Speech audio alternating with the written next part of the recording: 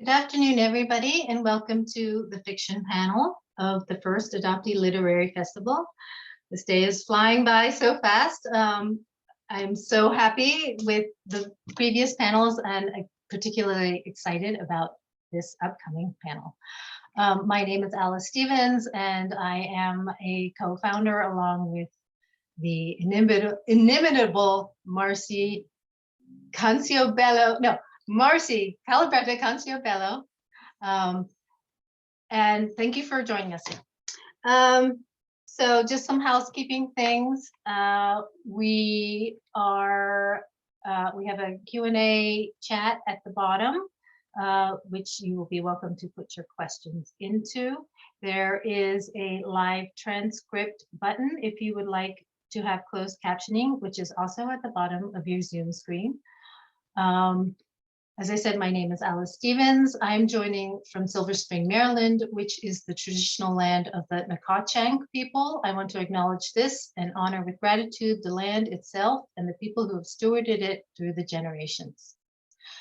I would also like to acknowledge our sponsors, PEN America and Loyalty Bookstores, and our partners, Adoptee Voices, Adoptees On, Adoption Knowledge Affiliate, also known as the Starlings Collective, and the Washington Independent Review of Books. I'm going to first read the bios of our panelists, and then they are going to do a 5-minute reading. The first panelist is Lauren J Sharkey. She is a Korean-American transracial adoptee, writer, writing instructor, and editor. Her creative nonfiction has appeared or is forthcoming in Dear Adoption, Blind Faith's Books, I Am Strength collection, the Asian American Feminist Collective's digital storytelling project, First Times, and others. Her experience as a transracial adoptee was the foundation of her debut novel, Inconvenient Daughter. The second panelist is Lisa Byrd Wilson, who is a Métis and Cree writer whose work appears in literary magazines, newspapers, and anthologies across Canada. She is chair and founding board member of the Anscombe Indigenous Literature Festival. Lisa lives in Saskatoon and is the executive director of the Gabriel Dumont Institute, Canada's first Métis post-secondary education and cultural institute. Her latest novel, Probably Ruby, was first published in Canada in 2021 and will be released in the USA on April 23rd. Third panelist is Matthew Celestis. He is the author of The 100-Year Flood, Disappear Doppelgänger Disappear, Craft in the Real World, and other books. So we will start our reading today with Lauren Sharkey and her book, Inconvenient Daughter. Thank you, Lauren. Thank you so much, Alice, and thank you everyone for coming and, just for asking me to be here, because no one ever asks me to be anywhere. So always a good thing to be invited. I am going to read an excerpt from my book, which is occurs when the adoptee main character, Rowan, calls her adoption agency for additional information. People liked to tell me it must have been a hard decision, that my biological mother just wanted me to have a better life, that her sacrifice was the ultimate gesture of love. The box of important documents in my parents' bedroom could prove this for Aiden, my brother, but were there wishes for me in that box? I needed to know. Despite being alone in the house, I checked over my shoulder before entering Mom and Dad's room. Stepping inside, I made sure to take note of every detail, knowing Mom would be able to tell if something were out of place.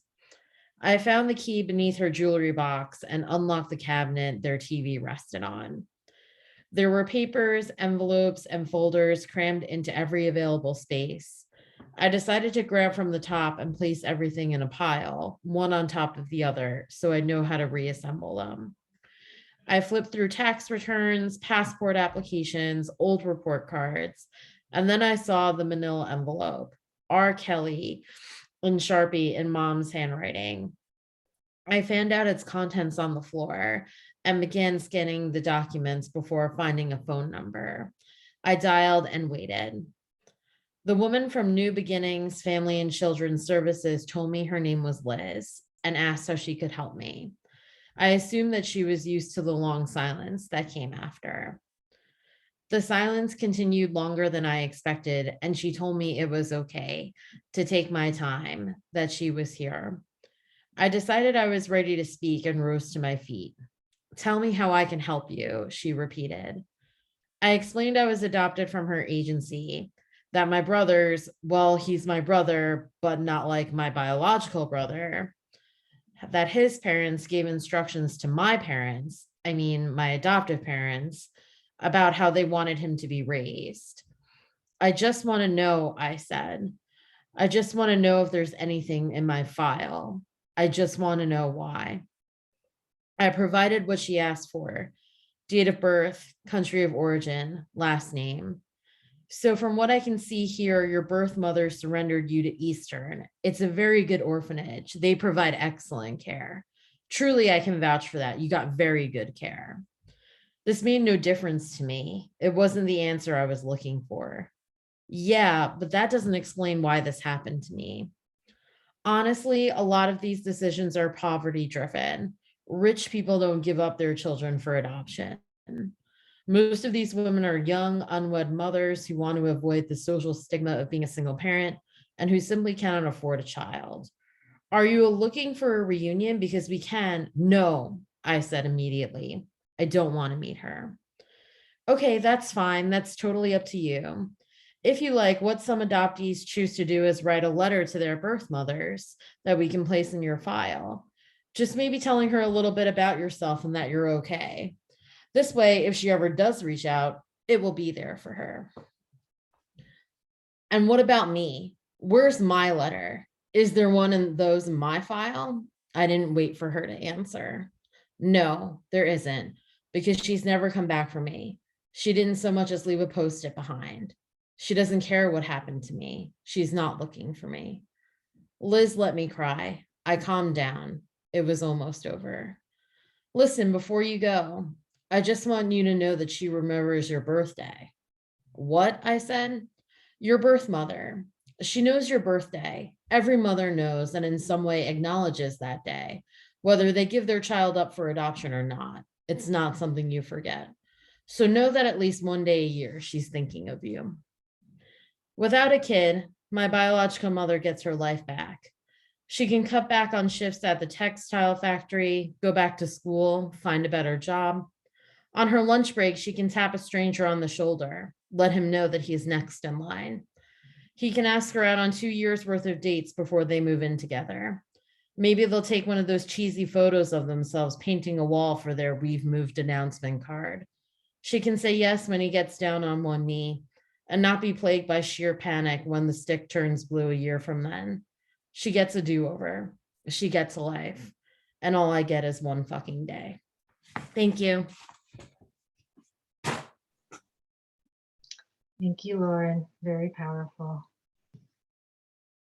Our next reader will be Lisa Byrd Wilson, and her novel is probably Ruby, and it is going to be released in the US very shortly. Thank you, Lisa.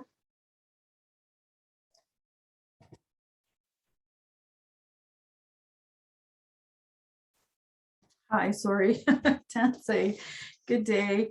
Thanks so much for that introduction and Lauren for reading. That was really wonderful. I am here today on Treaty 6 territory in Saskatoon, Saskatchewan in Canada, and the homeland of the Métis Nation as well.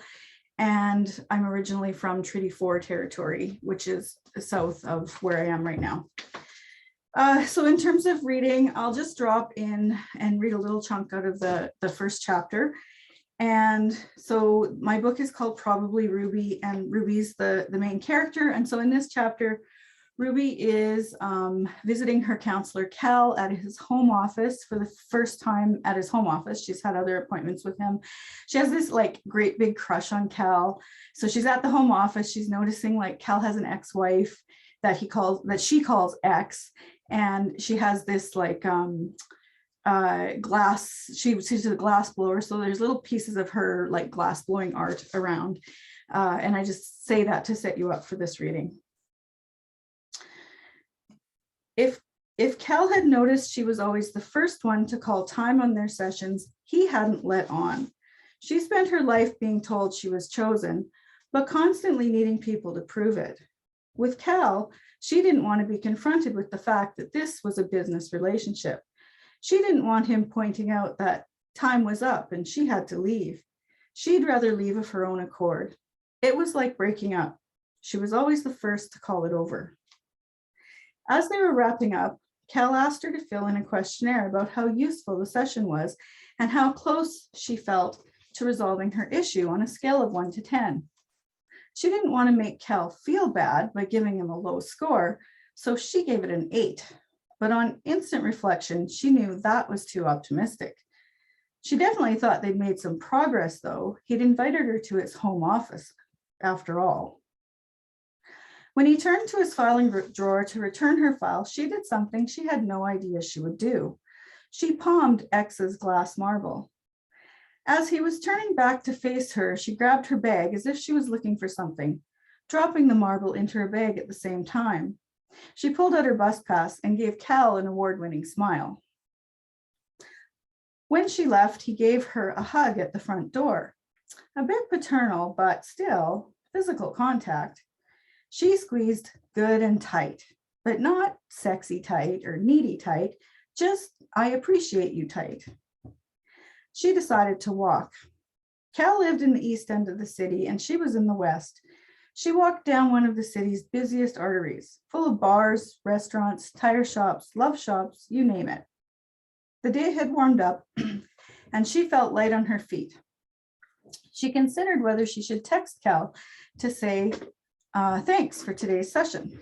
She thought she probably would. She was feeling so good, she decided to stop at a familiar pub. It was only 4 p.m. and the place was nearly deserted. She took a seat at the bar.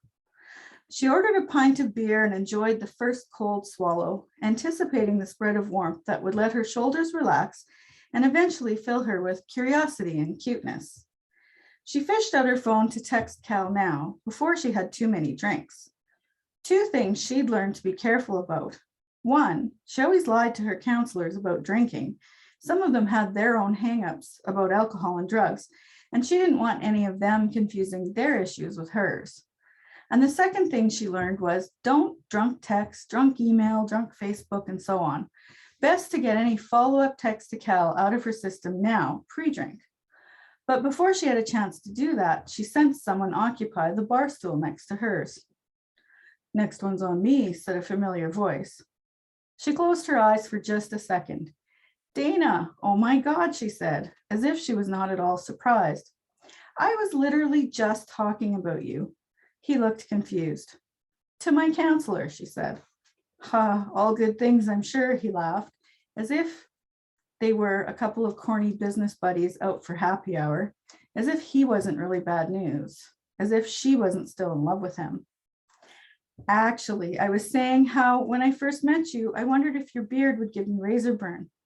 But then afterwards, I realized I shouldn't have been worried. She laughed her spectacular laugh so he could remember what he'd been missing. When the bartender came by, Dana ordered another round. The bartender plunked a new pint in front of Ruby. Dana said, "Big head on that one." "I don't mind a bit of head," she said, taking up her line like there had never been a break between them. "You want to get out of this place?" he asked.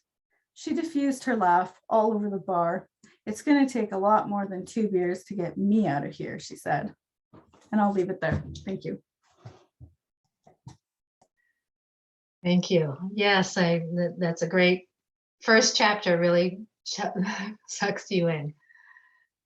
All right, and our third reader is Matthew Celestis, and he will be reading from Disappear Doppelgänger Disappear. Thank you, Matthew. Sure, thanks. Thanks, everyone. Thanks, everyone, for coming. It's great that we're having this conference finally. I'm in Oklahoma, reading from traditional Osage land, mostly. And I'm just going to read the first couple of pages of this novel. It actually starts with an abbreviated list of disappearances, so I'll just read that briefly. 1875 Page Act, 1882 Chinese Exclusion Act, 1907 Gentlemen's Agreement, 1917 Asiatic Barred Zone Act, 1924 Immigration Act, 1934 Tidings-McDuffie Act, 1942 Executive Order 1966. For context, and the first chapter, part of the chapter is called Earthquake. One night, my girlfriend asked what was wrong with me, and I couldn't explain. We lay on my black sheets between my blank white walls on the bed that was the room's only furniture. We had bared ourselves. We had a connection when we were naked. But Sandra wanted more than full exposure. It was 3 a.m. after her late shift waiting tables at the cave, and she smelled like fry oil and strangers. And still she talked. Who was I to prefer silence? I told her how I blacked out as I watched the news, ate my microwave dinner, wrote how I woke to find my status update, a string of G's with no likes, nothing to account for the time between. It's not just loneliness, I said. I'm pretty sure I'm disappearing. People walk straight into me on the street when I'm alone in a bathroom with 10 urinals. Some white guy will come in and pee right next to me. She twitched her mouth from side to side. This was a habit I envied. She was always doing things equally on either side of her body. When her lips parted, the smack echoed off the empty walls. How long have you been feeling like this? She asked, like you're disappearing. I couldn't tell whether she was being sarcastic. Well, these were the facts. My cat was dead. My wife and daughter had left me. At some point in the last 3 years, I had stopped going out or having friends. After the divorce, I kept the walls blank because the echo was a kind of company. Just to clarify, Sandra said, you felt like disappearing the whole time you've been with me? Just to clarify, I said, what I mean is you're all I've left. Maybe you're the only reason I'm still here. I felt quite smart about this line. Try again, she said. Above us, the popcorn ceiling seemed about to shed its puffs. Okay, so today I went to the butcher shop for bulgogi. I stood in line thinking about how to tell the guy to slice it, and he served everyone else inside, and then every new person who came in. He didn't even look at me. Sandra held her finger in front of me, showing off a new burn on her fingertip. She must have gotten it from work that day. The ceiling blurred in the background. Tonight, she said, one white boy pinched my ass, and another tried to tuck his tip under my apron string. I would settle for no bulgogi. The room spun. After a while, I said, my daughter walked into the shop with her mom. They didn't see me either. I'm trying to tell you something, she said. All around us were the smell of raw beef, the sound of chopping and flirting. A butcher shop is a place of zero subtlety. And then there was my daughter, with her lips purple and her hair spiked, and black leggings and silver boots, and a camo t-shirt, like this was normal. Sandra sighed. You're in a rough patch, she said cruelly. You'll get out of it. I could tell she wanted to say something more. When she turned her head away, I thought, I had to look on the bright side. After all, in the scheme of things, disappearance was literally no thing, nothing. I was 36 and I was dating and my body still functioned, even if my left foot was slightly bigger than my right. I could afford $1,600 a month to rent the first floor of a duplex in a white Boston suburb. It could be worse, etc. Plus, I added, my agent called, she couldn't sell my novel. Plus, my savings are almost gone. You were right, I shouldn't have quit my job. Sandra sat up and let her hair down over her face like a ghost. Boo, she said, don't try to blame me. You're depressed. Why were other people always telling me what I was? Anyway, she waved her hands in my face. Did you forget I went to City Hall today to change my name? I want you to say my name correctly when we're having sex. She had my full apprehension now. I'm done answering to two masters, she said. I mean, languages. I had known of her plan to take one official name instead of one English name and one Korean. I had just lost track of what day today was. Yumi? I said. Yumi brushed back her hair and the ghost shifted to her eyes. Do you feel like a single person now? I asked. I never felt like two people, Yumi said. It was only other people who acted like I was. I wondered whether what was wrong with me was that I was other people. Thanks. Thank you. Introducing a lot of very complicated themes there. Again, that beginning just really sucks you in. Thank you very much. So I wanted to do kind of as an icebreaker, not to be a bummer about it, but you know, I think that probably the three of you have encountered a lot of rejection from your fiction. So I wanted to kind of just start by if you could just tell us some of the more egregious rejections that you had, and I'll start. I had to submit my novel over 60 times, and it was rejected a lot. And one of the most obnoxious rejections I got was this one. While I admired some of it, I didn't particularly connect with the characters or the tone of the novel. I published Anne Hood's wonderful novel, The Red Thread, about Korean adoption, and maybe I'm prejudiced by her more positive perspective about adoption. And, you know, so for me, I think that maybe we are one of the last marginalized voices where it's actually okay for an editor to tell us to our face that they prefer the non-authentic voice to our authentic voice. So I just wanted to ask you if you have had any of those kind of rejections and how you deal with it. If anybody would like to go first. For sure, Alice, I've definitely experienced that. The first draft of Inconvenient Daughter was actually my thesis for graduate school. And when I handed it to my advisor, she asked what I intended to do with the draft. And I said, you know, like, obviously, I'm going to try to pursue publication. And she told me, no one publishes books like this. You're going to have to reframe it another way. And I felt like I knew that, but hearing it out loud from someone that I had worked with and someone that I had respected so much, you know, it was definitely a wake-up call. There is such an ingrained dominant adoption narrative of positivity that is really difficult to fight against and really difficult to challenge, but it is possible for sure. Can I just maybe follow that with a couple of comments?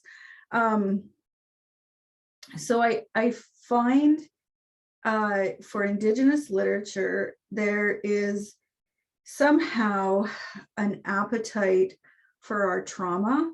So given colonial, you know, violence and all of these things that Indigenous people have been through across Turtle Island, across North America, there's still this kind of consumptive idea about Indigenous stories and trauma. So I find, and this is really an interesting juxtaposition to what you're saying, that what editors or publishers or, you know, people who are reading and selecting and making these decisions are looking for that trauma piece of it. And I am, you know, actively feeling like I'm trying to resist that. And I want to write about Indigenous joy, even though, you know, what underlies all of our Indigenous lives. Like if you're an Indigenous person in North America today, you have that history, you have that in your family, in your, you know, in your blood memory, in your, you know, there's that traumatic colonial assimilationist thing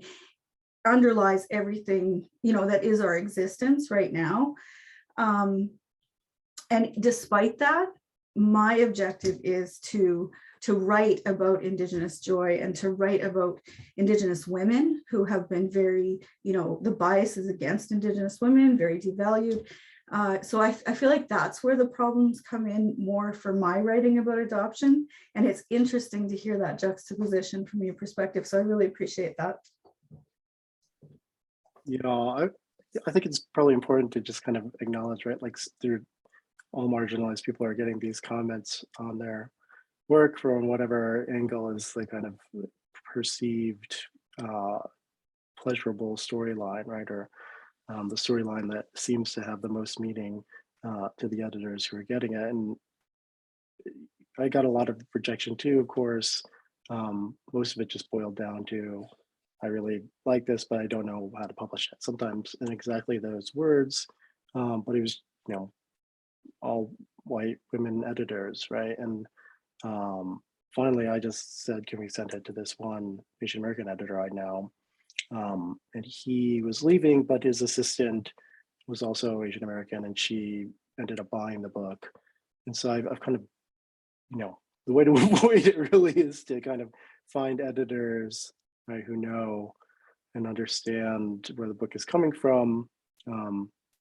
It's just that, right, like gatekeeping is a place where, of course, jobs are go to the people who kind of been in those positions before and have the most institutional knowledge, right? Yeah, thank you. So the preponderance of rejection for adoptee novels seems to be because the cultural narrative about adoption is a positive narrative, and that doesn't really want to accept all of the nuances of adoption. And as we've kind of just talked about, there are sort of obstacles to us getting our work in front of people who couldn't select it. So how do you kind of thread that needle between being true to your adoptee self but not leaning into that trauma that Lisa was talking about, not leaning into the magical adoptee story about the adoptee who brings, joy and love to the poor white people who didn't know how to love before. So how do you thread that needle to have an authentic adoptee narrative that brings joy and validation?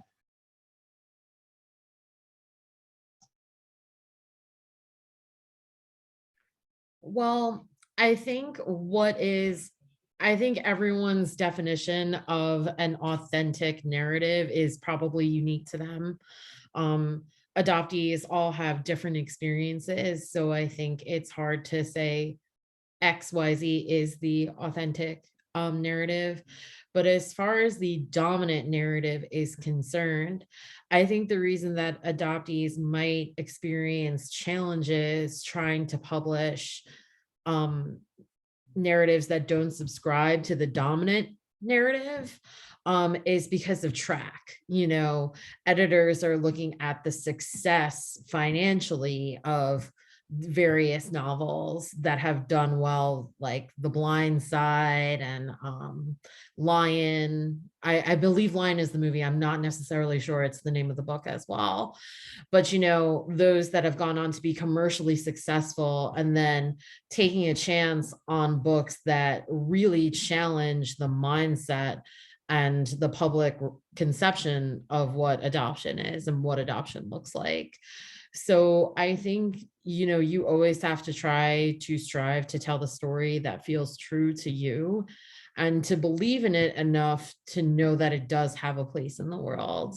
As more of these books get published, we are hopefully carving out space for others to tell their stories and share their stories in a mass way.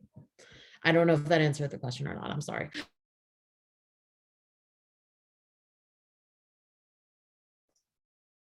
Partly, I just in listening to sort of this conversation, I'm thinking about the importance of, certain concepts becoming part of the cultural conversation, right? So in terms of looking at Indigenous experience, recently it has become part of more the cultural consciousness around Indigenous residential schools and the mass graves that have been found on the grounds of former residential schools. And that really hit the media, in a big way and got a lot of attention. And I think that those kinds of things, unfortunately, are what drive then interest in literature about similar topics. So when I look at Indigenous adoption and how that has unfolded out of those assimilationist policies, right? Government policies to take Indigenous kids away from their communities and their families and their culture and assimilate us into, non-Indigenous spaces. And what we call it the 60s scoop, and it's just that it's a shorthand way of talking about Indigenous adoption that was done over about 4 decades, that was very systematic and that had an assimilationist design to it. And so that's an extension of residential schools. And so I think that interest may flow out for a marketable kind of a perspective around these stories. Those things are connected. And I'm waiting to see more Indigenous adoptees write fiction, write about their experiences. Just there's tens of thousands of people who are impacted, and I'm just waiting to see those stories unfold and be told. And I think they are being written, and I think they're being told. They're not being published. So it has to do with who's making the decisions and who's privileging which voices. Yeah, I think that's right. Like it comes down to gatekeepers, but like on our side, I think what we can do is just to kind of not think about that part of the audience. I mean, I actually don't think of it as asserting the needle because I'm trying to avoid thinking about anything that would please or displease a white audience at all, right? Like it's just not part of the audience that I'm thinking about as I'm writing. And I actually think it's pretty hard to do that because, especially as adoptees, a lot of us grew up in white families and white towns and kind of is steeped in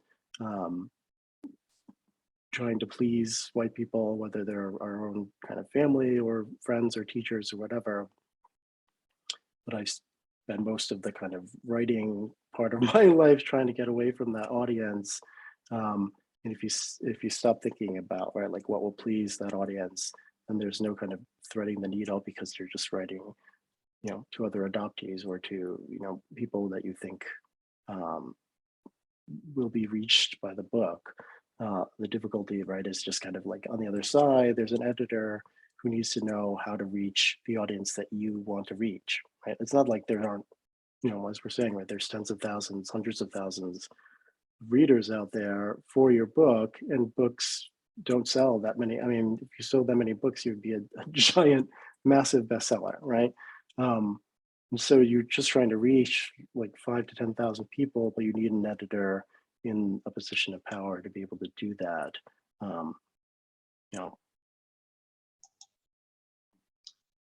So we're back at the same thing as how do you get your novel past the gatekeepers and I think we can't control that, right? Like all we can control is the writing process. And so like to think about the gatekeepers and trying to sell it to them, like I don't know if that's the best use of our time or, artistic talent or aesthetic sensibility, like just trying to write it to the audience that we feel that we can move or say something to.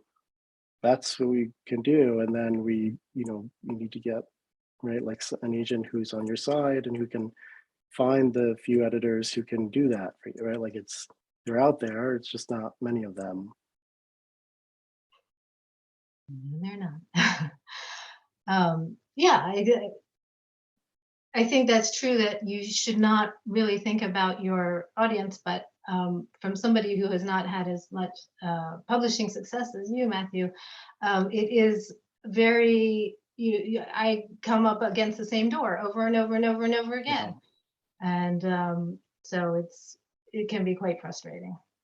Yeah, totally. So I think also it's twofold because yes, I think during the writing process, you should be thinking about the work. You should be thinking about what you're trying to say. Absolutely.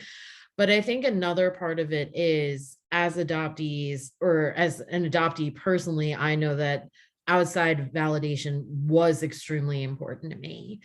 But validation in terms of publishing, you cannot like ascribe your success to publishing. Like writing the work and the process of writing sometimes has to be enough for writers. While publishing is important and it's the end goal for a lot of people, adoptee or not, you know, there's value in doing the work. There's value in the writing. There's value in seeing your story play out just on the screen in front of you, whether you're the only one that reads it or not. And I think that's sort of a hard pill to swallow for a lot of people. But also, the industry is dominated by white people in general.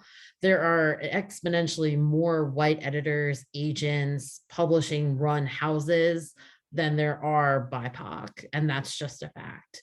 But if you seek out books that reflect your own experience, you can then use that to backtrack who you would like to submit to and maybe potentially have better odds in that vein.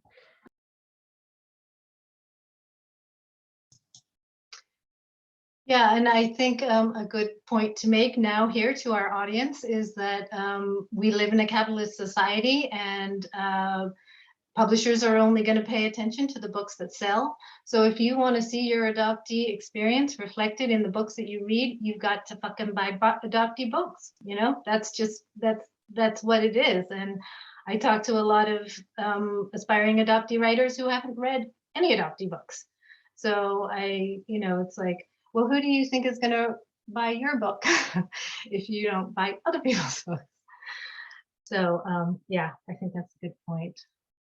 So I'm just going to move on a little here to why the three of you turned to fiction. I think we're all transracial adoptees, and we kind of probably early on knew that our life was a fiction. So I just wonder if that had any effect on your desire to write fiction later on in life.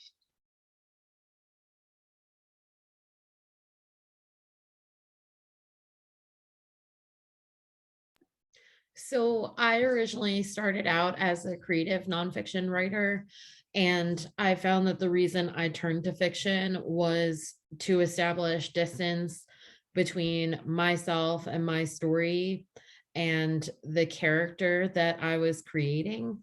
I also felt the narrative I wanted to tell, while it was rooted in things I had personally experienced, for the sake of narrative arc, I needed to create a world and a journey which I hadn't necessarily lived.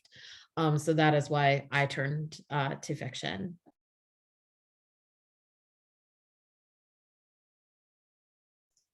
Okay, well, maybe I'll just sort of respond to the question.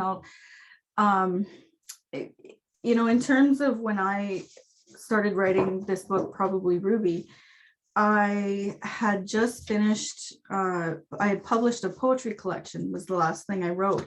And I knew that I wanted to get back to writing fiction because I felt, as much as I enjoyed the poetry, and I've written nonfiction as well, I really felt like at heart that I'm a fiction writer. And so I kept saying, oh, I can't wait to go back to fiction. I can't wait to go back to fiction. And then when my poetry book was done and I started sitting down to write fiction, I had a really hard time, because I didn't know where I was going to go with it.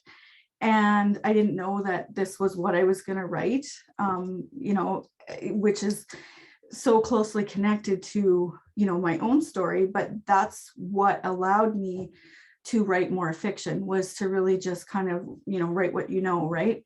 To start thinking about this character with this, who's Indigenous and adopted and has that experience, but also then fiction allows me to, be very curious about other interpretations of that experience, or other parts of that experience that aren't my own experience, but that I can think about framing them, in a variety of ways. And when I wrote this book, I really was thinking about other Indigenous adoptees, and I was thinking about the kinds of things that I needed to hear or wished I would have heard, you know, through time, through my life. And I tried to offer some of that, or to interpret some of that, or to reframe it, or to frame it in some way, and try to look at things. You know, I always try to look at things in a different way if I can, or in a way that, you know, I haven't thought about before, but now fiction lets me, you know, explore it in a different way. I'm just more drawn to fiction. I think like stories tend to move me in a way, especially kind of stories that capture the unreality of reality, more so than straight up nonfiction. I kind of go to nonfiction for ideas and research, and but for fiction, you know, like I'm able to kind of sink into a story, and so that's generally what I enjoy more. I don't think I don't know if it was kind of because I do both. It's not really for me like a distance thing. It's more of an enjoyment thing. I think it's partly it's just like where your interest lies, but also I find fiction harder, and I'm a masochist, so like it's more fun to do the thing that's harder for me. It's more of a challenge, yeah. And yeah, I think you also have more of a creative ability. What do you go control? You know, you are God. So we have 14 minutes left, and I'm going to look at the Q&A, but quickly, just for the three of you, can you just give advice to the emerging adoptee fiction writer?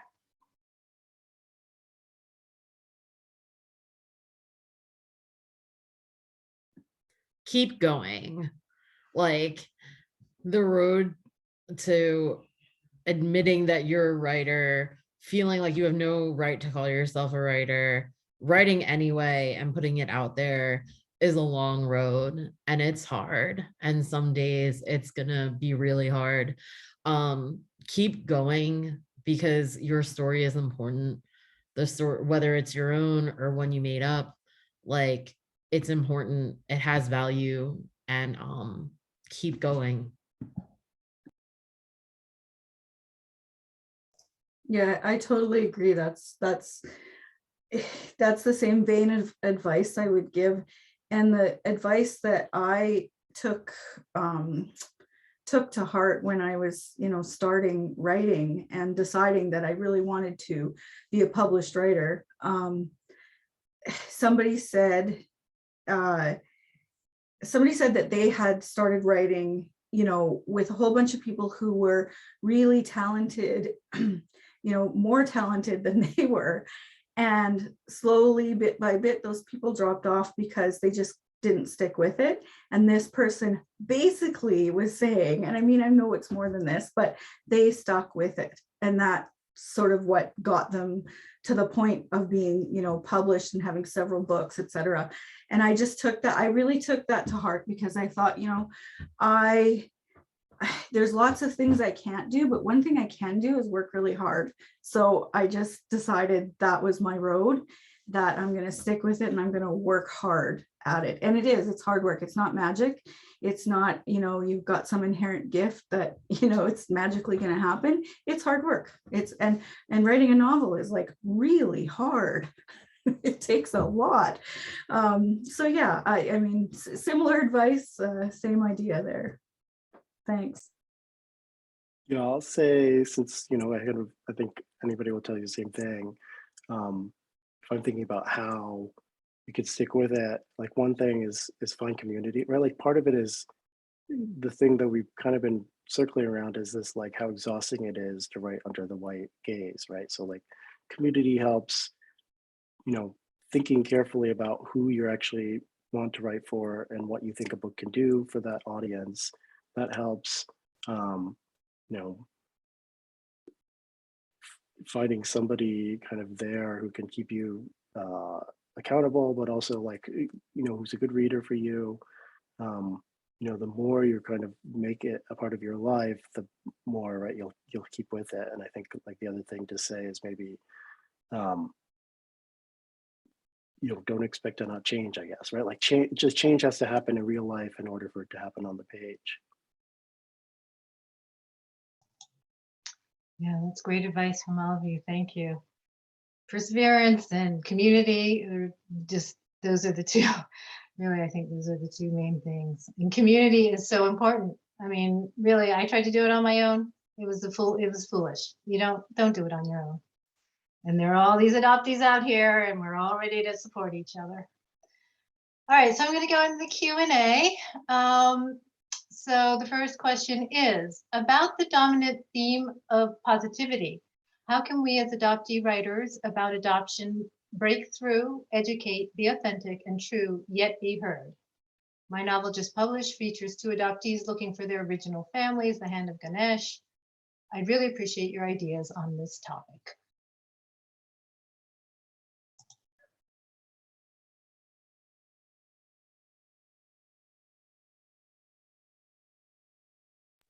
I mean, I feel like we kind of answered this question earlier a little bit, but I think like, any narrative that doesn't subscribe to the dominant adoption narrative of positivity is a breakthrough, is an opportunity for education, and is a way of being authentic if that is the story that you feel that is true to you.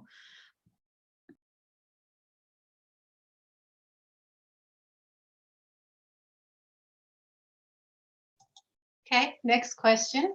Jelaine Lee, do you have an agent? Is an agent required to get published? How does one get published without an agent?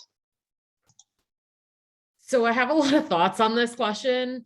So I'm really sorry. So if someone wants to cut me off, please go ahead. This is a loaded question because there's different paths to publication. If you're looking to get published at a big 5 publisher, then yes, you likely need an agent. A lot of big houses definitely do unsolicited submissions, which is being able to submit without an agent. However, to get published by an independent publisher, you don't necessarily need an agent. How does one get published without an agent?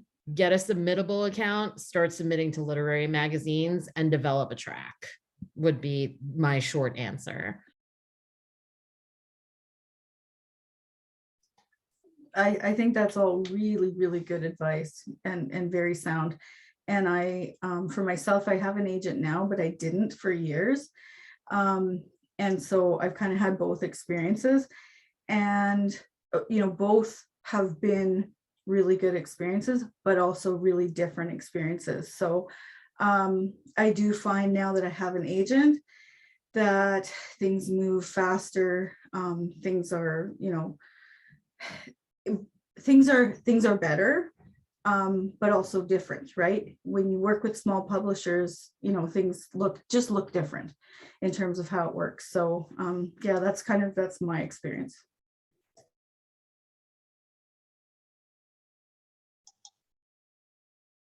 I can say that I had an agent who represented my novel, and she didn't sell it, and so then she dropped me, and then I actually sold my novel on my own. But it was just through an indie publisher, and it was perseverance. Also, finding an agent is also like finding a therapist. It is a lot like dating. Like you have to find the right person that's the right fit for you. I didn't get an agent until after my first book came out. And an agent is also not a guarantee of publication. It is an intermediary that advocates on your behalf. It is not like a one-shot road to publication. So just putting that out there for transparency's sake. For sure. Some of us have had more than one agent and still don't have agents. Okay, here's the next question. I am an Indigenous European American and writing an adoptee graphic novel, Memoir. Now I'm concerned because my book has a huge amount of trauma, abuse, and multiple children removed from our first family. I have rarely seen the joy of Indigenous heritage. Do you think this is a challenge for a book to have so much trauma?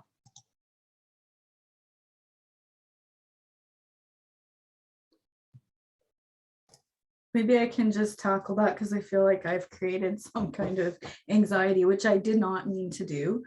I think that, my comments about sort of writing into this trauma and the desire for that by some readers or by publishers or whatever it is, that's my take and my experience. And I think that if you are writing a book or creating this graphic novel, which is kind of, I think that's, amazing that you're doing it because it's hard to do. I think write your story. If this is your memoir, write it. Because it's hard enough to write. Don't write it with that constraint in mind that I have to be happy or joyous about this. And I think the joy, some of the joy that's being talked about in this other way has to do with the myth that somehow we were saved, right? That we had a bad situation and parents who were bad or didn't want us or something like that, and that we were saved by adoption, right? And that is the story, the joyous story that we're resisting in our writing. And if your truth is something that you're talking about there with your graphic novel, I say write it, like keep writing it, and don't be hampered by what I'm saying about that. I think the writing is the really important piece there, getting it down. Lisa, correct me if I'm wrong, but I think also you were saying how like you were talking about the demand for traumatic stories, and like there's certain drama now that is sexy to publishers because it sells. After The Fault in Our Stars came out, a whole new genre of sick lit was like big and huge. And it was all about sick kids who fell in love and one of them had a terminal illness because that the book, the movie, everything was so successful. So I don't necessarily think it's a negative that your book is trauma heavy, especially if that's the story that you want to tell. I think when you go out to query, though, you need to maybe think about in your query letter how you're going to frame it in a way that is accessible to the house that you're submitting it to, and that has some sort of like market strategy behind it or why it's important. That might be helpful.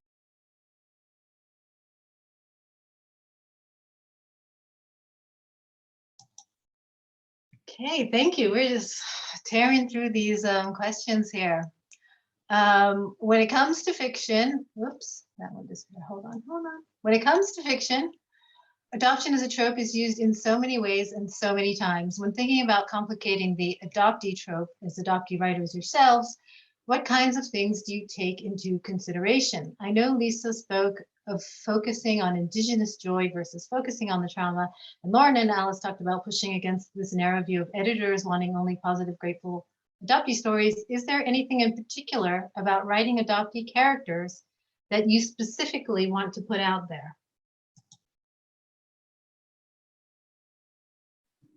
I think one of the ones I'm thinking about a lot is there can only be one. And so, except for one book, I've tried to include a lot of different adoptees, and also because, right, then you kind of aren't playing into the tropes because you're showing, a breadth of experience. So I just remember Sun Young Shin saying to me once, like, there's always only one adoptee in these books. I thought, yeah, you're right. There's always one adoptee, and that seems annoying to me, right? So I think that one kind of leads to breaking other tropes.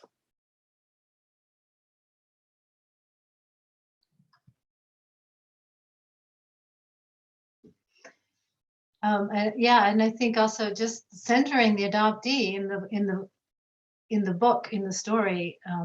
A lot of the popular adoption novels that came out, that were written by non-adoptees are not centering the adoptee, they're talking around the adoptee. The story is told by somebody else observing the adoptee.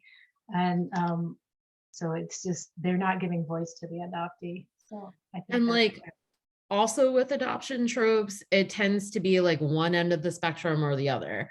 Either the adoptee is incredibly gifted, you know, they're a concert pianist, they're an academic genius, you know, they're a prima ballerina, or they're like a serial killer. You know, like these are the tropes that are common in film, movies, you know, even books sometimes. And usually adoption is the reason they're gifted, or adoption is the reason that they're a serial killer. So breaking out of those tropes and seeing adoptees as humans who have a human experience is a great way to sort of break the mold there.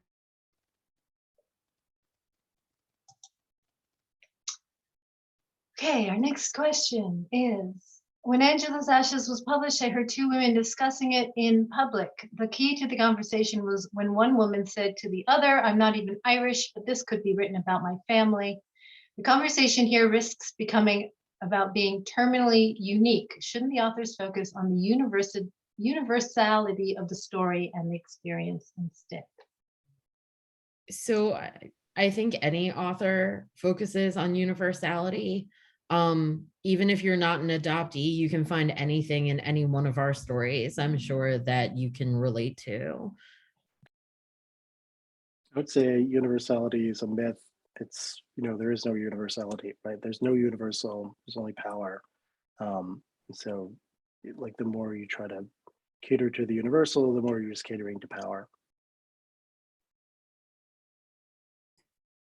I think when I was writing about Ruby, who's my main character, and writing about, you know, and conceptualizing her, and, you know, the history that goes along with her character, you know, through her family, which you see in the novel, my concern was just to be with that character and to really humanize the experience of this. So here's all of this history and baggage and colonial, you know, bullshit that went on for Indigenous people and still goes on. Like, I mean, that is still happening. But here's this, you know, this one character, and here's the human embodiment of what that looks like in a contemporary kind of a person. So that was really where I was going with that, was to really just humanize that experience, so it would be relatable.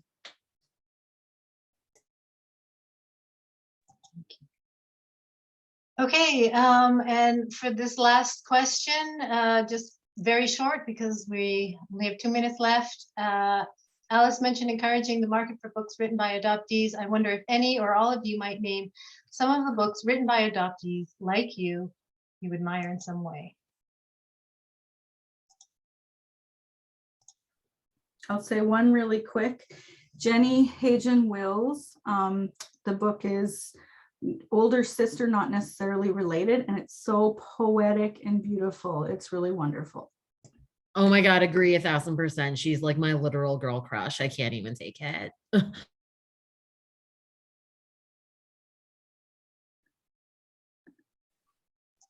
There's also a website called Adoptee Reading, I think it's called .com, that has a comprehensive list of books that are written by adoptees as well.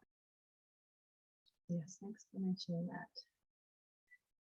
that. Okay, thank you very much for this lovely panel. It went by way too fast for me, but I'm so glad for all of the wisdom that we've had here. I want to urge everybody to go to the loyalty booksellers and buy these amazing books from them. They're adoptee owned and they're my local independent bookstore, so please support them. Our next panel is Memoir, and talking of Jenny Hae-June Wills. She will be on that panel, and that panel will start at 6. It's Jenny Hae-June Wills, Megan Galbraith Culhane, sorry, Megan Galbraith, and oh gosh, Jan Beatty, And it is going to be moderated by Susan Devon Harness and is going to be excellent. So please join us for that. Thank you very much, everybody, for joining us, and we'll see you in an hour. Bye. Thank you. Bye. Merci.